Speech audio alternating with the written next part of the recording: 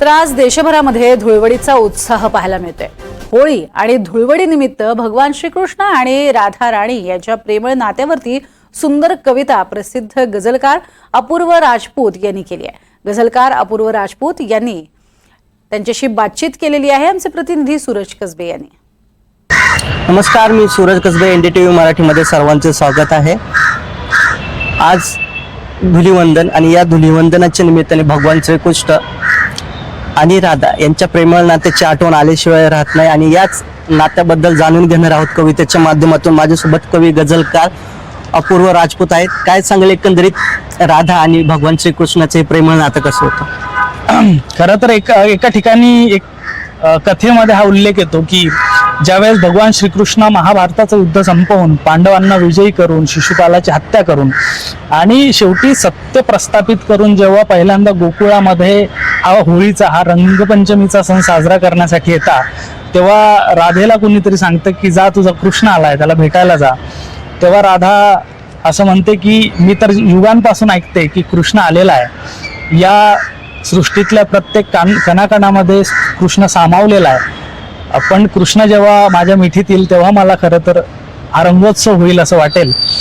आणि याच प्रसंगावरती एक कविता घेण्याआधी खरं तर प्रत्येकाच्या दृष्टीने वेगवेगळ्या पद्धतीची रंगपंचमी असते, तर याच्यावरतीच मी काही शेर लिहिले होते की तो शेर असा आहे की गालांची ही गेली लाली तू गेल्यावर, गालांची ही गेली लाली तू गेल्यावर, जखमांची ही कविता झाली तू गेल्यावर, आणि जळलो नव्हतो कधीच इतका जन्मापासून, जळलो नव्हतो कधीच इतका जन्मापासून, आयुष्याची होळी झाली तू गेल्यावर।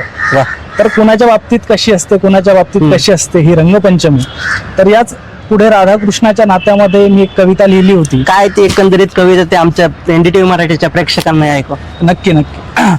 ती कविता अशी आहे की असा लागला राधेला रंग सावळा सावळा, असा लागला राधेला रंग सावळा सावळा, उभा जन्माच्या तिच्या झाला साजरा सोहळा।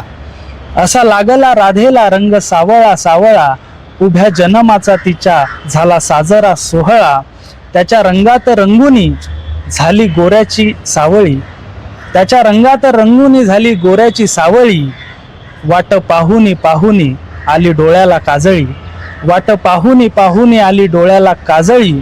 या एका विचाराने तिची भिजली गे दिठी, या एका विचाराने तिची भिजली गे दिठी, युगे लोटली तरीही कान्हा राहिली रे मिठी, युगे लोटली तरीही कान्हा राहिली रे मिठी।